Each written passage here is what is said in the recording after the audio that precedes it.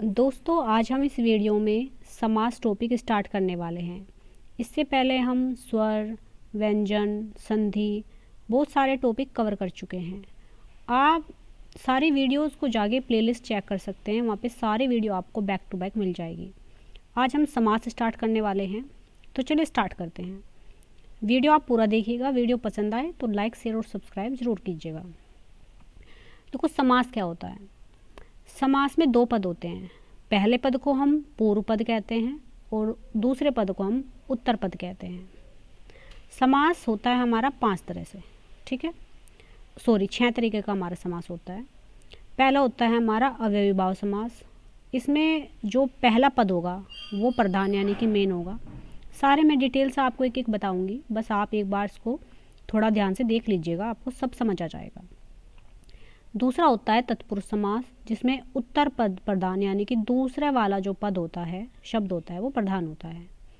कर्मधारय समास में उत्तर पद प्रधान होगा, यानी कि सेकंड वाला दूसरा जो शब्द होगा वो प्रधान मेन होगा। द्वंद्व समास में दोनों पद प्रधान होते हैं, पहला भी और दूसरा भी। द्विगु समास में भी उत्तर पद प्रधान होगा और बहुब्रीहि समास में दोनों पद प्रधान होते हैं, अप्रधान होते हैं, मतलब कि इसमें कोई तीसरा ही शब्द आएगा, वर्ड आएगा जो मेन होगा।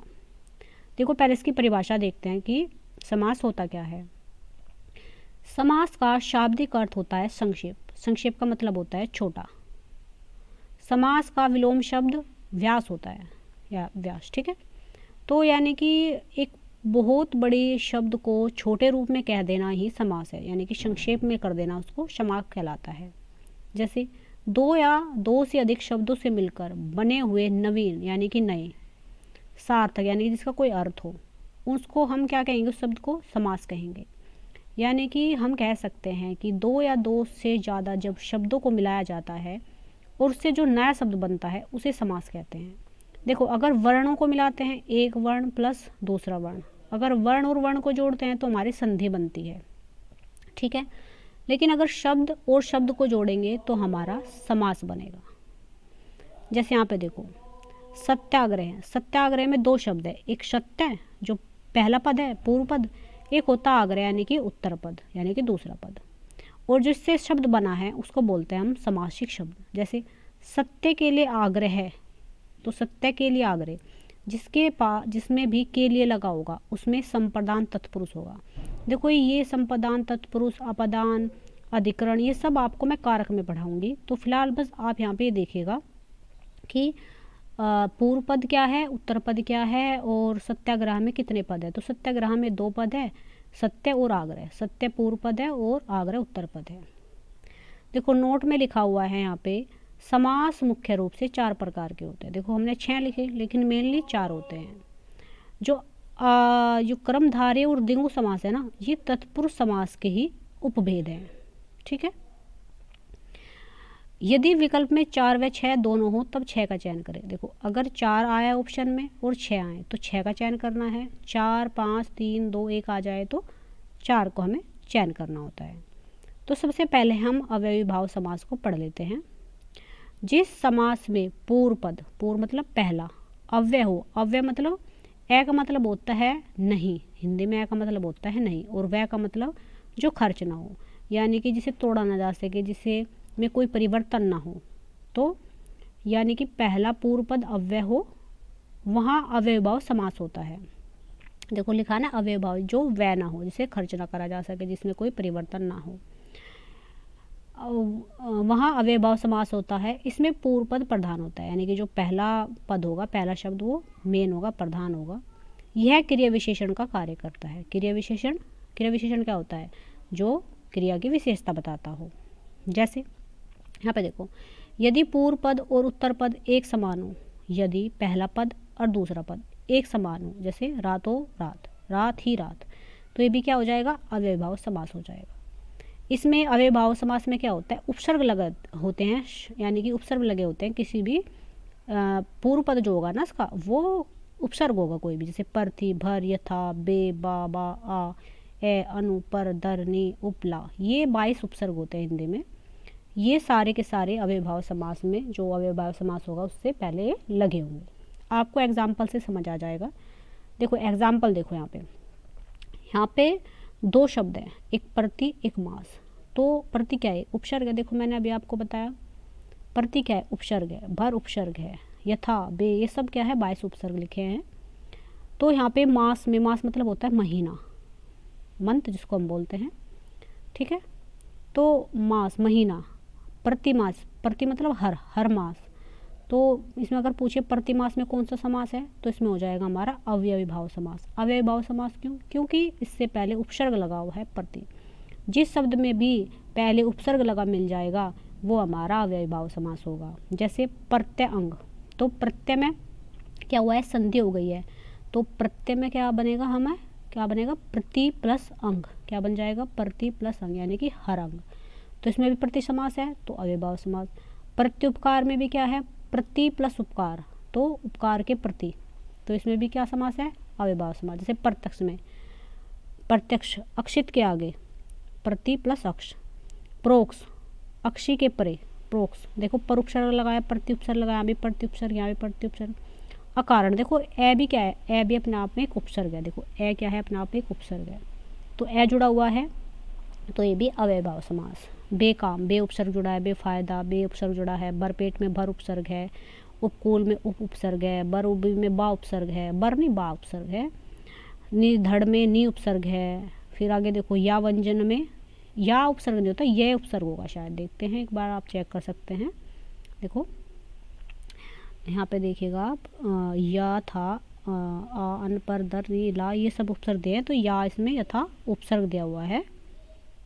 यहाँ पे देखिएगा आप, या उपसर्ग दिया हुआ है, या जीवन, यानी कि सॉरी ये या नहीं है, मिस्टेक है, ये आजीवन होगा, आ उपसर्ग है, ठीक है। या उपसर्ग होता ही नहीं है, ये यथा होता है, सॉरी वो गलती से मिस्टेक हो गया है, यथा उपसर्ग होता ही आ है, आजीवन। दिनादिन में यहाँ पे उपसर्ग लगाया हुआ है, दिनादिन यानी कि दिनों के बाद दिन। प्रतिक्षण यहाँ पे प्रति उपसर्ग है, और बेचैन में बे उपसर्ग है, ठीक है। आगे देखो, यथाशक्ति में यथा उपसर्ग है, यथा समय यथा उपसर्ग, आजीवन में आ उपसर्ग, अनुरूप में अन उपसर्ग, निर्वाद में नी उपसर्ग, दरअसल में दर्श उपसर्ग है, प्रत्येक में प्रति उपसर्ग है, लावारिस में ला उपसर्ग है, साफ साफ, रातों रात, घड़ी घड़ी, हाथों हाथ। मैंने बताया था जब एक शब्द पहला पद और दूसरा पद दोनों सेम होंगे वहाँ भी अव्ययी भाव समास होगा। पल पल, बार बार, रोज रोज, ये सब क्या है? ये अव्ययी भाव समास के उदाहरण हैं। जैसे यहाँ पे देखो नोट में, आप ही आप, घर ही घर, मन ही मन, कहीं ना कहीं, कुछ ना कुछ, मुँह आ मुँह, सरासुर, एक सा एक, कभी कभी, निरुक्त दिरुक्त शब्दों के बीच ही से ना आदि रहता है, तो इनके बाद में ही आ जाए, ना आ जाए, आ जाए, से आ जाए, आ जाए, तो ये सब क्या होते हैं? ये भी अव्ययी भाव समास होते हैं, ठीक है। देखो अव्ययी भाव समास में एक चीज़ देख लेते हैं, अगर नदी शब्द के साथ, नदी शब्द से पहले कुछ संख्यावाची शब्द लगा हुआ है, जैसे पंचगंगा, ठीक है, जैसे पंचगंगा, जैसे सप्त गंगा या सप्त सिंधु, मतलब ऐसे कुछ अगर नदी शब्द से पहले अगर संख्यावाची शब्द लिखा होता है तो उसमें भी अव्ययी भाव समास होता है। अब देखो तत्पुरुष समास पढ़ेंगे हम। तत्पुरुष समास क्या कह रहा है? जिस समास में पूर्व पद गौण, यानी कि जो पहला पद होगा उसका स्थान सेकंड नंबर पे होगा, और उत्तर पद प्रधान, यानी कि जो सेकंड वाला शब्द होगा वो मेन होगा, उसे हम तत्पुरुष समास कहेंगे, या वो तत्पुरुष समास कहलाता है। तत्पुरुष समास परसर्गों, कारक चिन्ह के आधार पर 6 प्रकार का होता है। देखो कारक चिन्ह मैं आपको पढ़ाऊंगी, कर्ता ने कर्म को करण से संप्रदान के लिए, अपदान से अलग करने के लिए, संबंध का की के अधिकरण में संबोधन है, ये सारे के सारे आपको मैं कारक में पढ़ाऊंगी। कारक चिन्ह को हम परसर्ग भी कहते हैं। देखो सबसे पहला आता है, हाँ देखो कर्ता जो होता है, कर्ता तत्पुरुष समास नहीं होता, ठीक है, कर्म से स्टार्ट होता है, कर्ता तत्पुरुष समास नहीं होता है। तो कर्म जिसमें भी को का चिन्ह लगा हुआ मिलेगा, जैसे देखो इस समास के समस्त पद के बीच कर्म कारक के विभक्ति के चिन्ह को का प्रयोग होता है। जिसमें भी आपको को चिन्ह नजर आएगा उसमें कर्म तत्पुरुष समास होगा, और उसमें दूसरी विभक्ति बोल सकते हैं, द्वितीय तत्पुरुष समास भी से कह सकते हैं। जैसे स्वर्ग प्राप्त, यानी कि स्वर्ग को प्राप्त, तो क्या आ गया? इसमें को चिन्ह आ गया, तो कर्म तत्पुरुष समास। पाकिट मार, पाकिट को मारने वाला, को आ गया है। गगनचुंबी, गगन को चूमने वाला। यश प्राप्त, यश को प्राप्त। तिलकुटा, तिल को कूटकर बनाया गया। जेब कतरा, जेब को काटने वाला। विरोधजनक, विरोध को जन्म देने वाला। चिड़ीमार, चिड़िया को मारने वाला। तो देखो इनमें सब में क्या है, इनमें सब में ये को वाले चिन्ह लगे हुए हैं और जिसमें भी को आ जाएगा वहाँ पे कर्म तत्पुरुष समास होगा। आगे देखो जैसे पतित पावन, पतित पावन यानी कि पापियों को पवित्र करने वाला। सिर तोड़, सिर को तोड़ने वाला। मतदाता, मत को देने वाला। जीबर, जी को भरने वाला। कटफोड़, काट को फोड़ने वाला। आपत्तिजनक, आपत्ति को जन्म देने वाला। मोक्ष प्राप्त, मोक्ष को प्राप्त करने वाला। यश प्राप्त, यश को प्राप्त करने वाला। तो जिसमें भी को चिन्ह का लोप हुआ है या को चिन्ह हमको नज़र आता है तो वहाँ पे हो जाएगा हमारा क्या, कर्म तत्पुरुष समास। ठीक है। अब आगे देखो दूसरा आता है हमारा करण तत्पुरुष समास। इसमें होते हैं तत्पुरुष या तृतीय विभक्ति जिसको कहते हैं। करण का मतलब होता है साधन, यानी कि जिसके द्वारा काम करा जाए। जैसे हाथ से लिखना, तो किससे लिखा है, हाथ से, लेकिन हाथ से लिखा, लेकिन साधन कौन है इसमें, कलम, कलम से तो लिखेंगे। देखो इसमें इस समास में समस्त पद के बीच करण कारक के चिन्ह से या फिर के द्वारा का प्रयोग हुआ। इसमें चिन्ह आएगा से या फिर के द्वारा। जैसे देखो अश्रुपूर्ण, अश्रुपूर्ण, अश्रु मतलब आंसू, आंसू आंसू से पूर्ण या फिर अश्रु से पूर्ण, तो से चिन्ह आ गया, तो करण तत्पुरुष समास। दयार्दा, दया से आद्र, किससे भरा हुआ है, दया से, तो से आ गया। तुलसी कृत यानी कि तुलसी द्वारा कृत, कृत मतलब रचना, तो यानी कि जो तुलसी द्वारा लिखा गया है, तुलसी द्वारा कृत है, तो यहाँ पे द्वारा द्वारा आ गया, यहाँ पे से आ गया। जैसे रोग आतुर, रोग से आतुर। आँखों देखी, आँखों से देखी। गोबर गणेश, गोबर से निर्मित गणेश। जन्म आंधा, जन्म से अंधा। मुँह मांगा, मुँह से मांगा। रतन जड़ित, रतन से जड़ित। आगे देखो जलावृत, जल से आवृत। गुरुदत्त, गुरु द्वारा, दत्त मतलब देना, दिया हुआ। वचनबद्ध, वचन से बद्ध यानी कि वचन से बंधा हुआ। मन चाहा, मन से चाहा। अकाल पीड़ित, अकाल से पीड़ित, अकाल मतलब सूखा। रोग पीड़ित, रोग से पीड़ित। जैसे शुदातुर यानी कि शुदातुर यानी कि भूख से आतुर, आतुर मतलब परेशान, भूख से परेशान। तो देखो इनमें क्या है, इनमें सब में किसी में से, किसी में के द्वारा, जहाँ पे भी से द्वारा शब्द लगा होगा वहाँ पे होगा हमारा क्या, करण तत्पुरुष समास। ठीक है। देखो अगर इसमें ये भी होता है कि अगर किसी अंग में विकार हो, अंग मतलब जैसे हाथ टूटा है, पैर टूटा है, या बाल झड़े हैं, या कुछ भी मतलब अंग में विकार है। जैसे मैं कहूँ आँख से काना, आँख से काना, कान से बहरा, पैर से लंगड़ा। ठीक है। तो अंग विकार में या अंग हमारे शरीर के बॉडी पार्ट में किसी में भी कोई विकार या कोई कमी होगी तो उसमें भी करण तत्पुरुष समास होगा। अब बात करते हैं हम तीसरे समास की, संप्रदान तत्पुरुष समास। इसमें होता है चतुर्थी तत्पुरुष। ठीक है। संप्रदान में इसमें समस्त पद के बीच संप्रदान कारक चिन्ह के लिए का प्रयोग होगा। संप्रदान में कौन सा आएगा, के लिए। जैसे यज्ञ वेदी, यज्ञ के लिए वेदी, तो वेदी किसके लिए है, यज्ञ करने के लिए, तो जिसमें के लिए आएगा संप्रदान तत्पुरुष समास होगा। छात्रावास, छात्रों के लिए आवास। यज्ञशाला, यज्ञ के लिए शाला। रसोईघर, रसोई के लिए घर। मेजपोश, मेज के लिए पोश। न्यायालय, न्याय के लिए आलय। वृद्धाश्रम, वृद्धों के लिए आश्रम। मार्ग व्यय, मार्ग के लिए व्यय मतलब खर्च। हथकड़ी, हाथ के लिए कड़ी। ठीक है। जैसे प्रौढ़ शिक्षा, प्रौढ़ों के लिए शिक्षा। युद्ध भूमि, युद्ध के लिए भूमि। गुरु दक्षिणा, गुरु के लिए दक्षिणा। सत्याग्रह, सत्य के लिए आग्रह, आग्रह मतलब विनती। परीक्षा भवन, परीक्षा के लिए भवन। जैसे पुत्र शोक, पुत्र के लिए शोक, दुख मनाना। माल गोदाम, माल के लिए गोदाम। बैलगाड़ी, बैलों के लिए गाड़ी। तो जिसमें भी के लिए शब्द आ जाएगा, के लिए कारक आ जाएगा, विभक्ति आ जाएगी, वहीं पे हमारा संप्रदान क्या हो जाएगा, संप्रदान तत्पुरुष समास हो जाएगा। ठीक है। तो इसमें एक चीज़ और याद रखिएगा, जो भी चीज़ें दान दी जाती है, दान दी जाए और वापस ना ले जाए, उसमें भी संप्रदान क्या होगा, संप्रदान तत्पुरुष समास होगा। जैसे मैं कहूँ कि राजा गरीबों के लिए कंबल, तो गरीबों को कंबल दिए जो जाएंगे गरीबों के लिए, तो वो दान दिए जाएंगे जो वापस कभी नहीं लिए जाएंगे। तो दान की गई वस्तु के लिए भी संप्रदान कारक होता है। अब आगे देखो, अपदान। अपदान का मतलब होता है अलग करना। अपदान तत्पुरुष समास में होता है पंचमी तत्पुरुष। तो इसमें चिन्ह होगा, इस समास के समस्त पद के बीच अपदान कारक चिन्ह के लिए से या अलग होने के अर्थ में प्रयोग होगा। देखो वहाँ पे हमने से पढ़ा था, से या के द्वारा, जिसमें तृतीय विभक्ति होती है, तृतीय तत्पुरुष समास होता है। लेकिन पंचमी तत्पुरुष में क्या होगा, यहाँ पे अलग होने की बात कही जाएगी। जैसे पेड़ से पत्ता गिरता है, बंदर छलांग लगाकर छत से कूद गया तो छत से अलग हुआ है, पेड़ से पत्ता अलग हुआ है, ऐसे तो अलग होने की सेंस में होगा। जैसे रोग मुक्त, रोग से मुक्त यानी कि मुक्त मतलब अलग होना, रोग से मुक्ति हो गई। नेत्रहीन, नेत्रों से हीन यानी कि आँख ही नहीं है उसको, ठीक है। बुद्धिहीन, बुद्धि से हीन, उसके पास बुद्धि नहीं है। धनहीन, धन से हीन।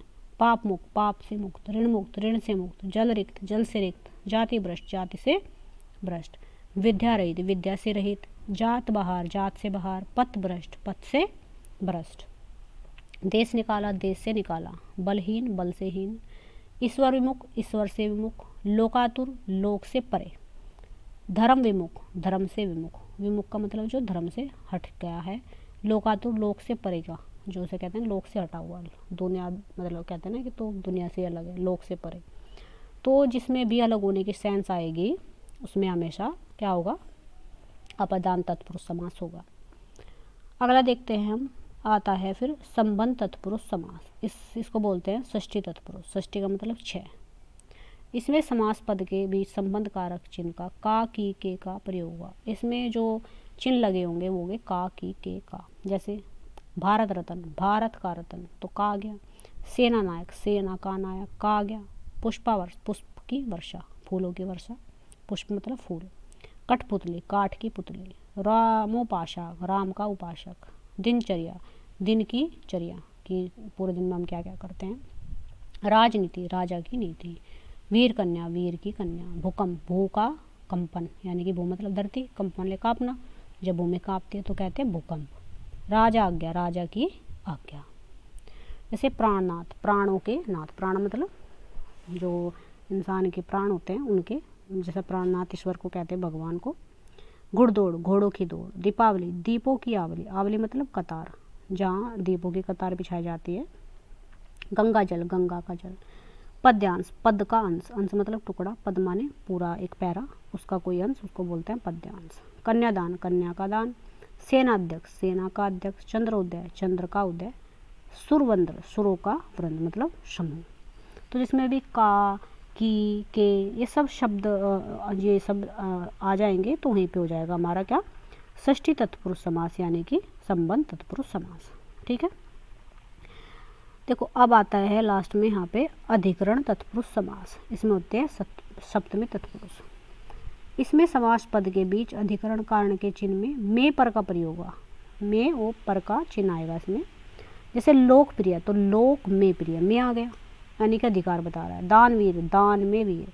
आप बीती, आप पर बीती, आप से बीती, आप पर बीती में फ़र्क है। देखो आप से नहीं होगा ना यहाँ पे, आप पर बीती।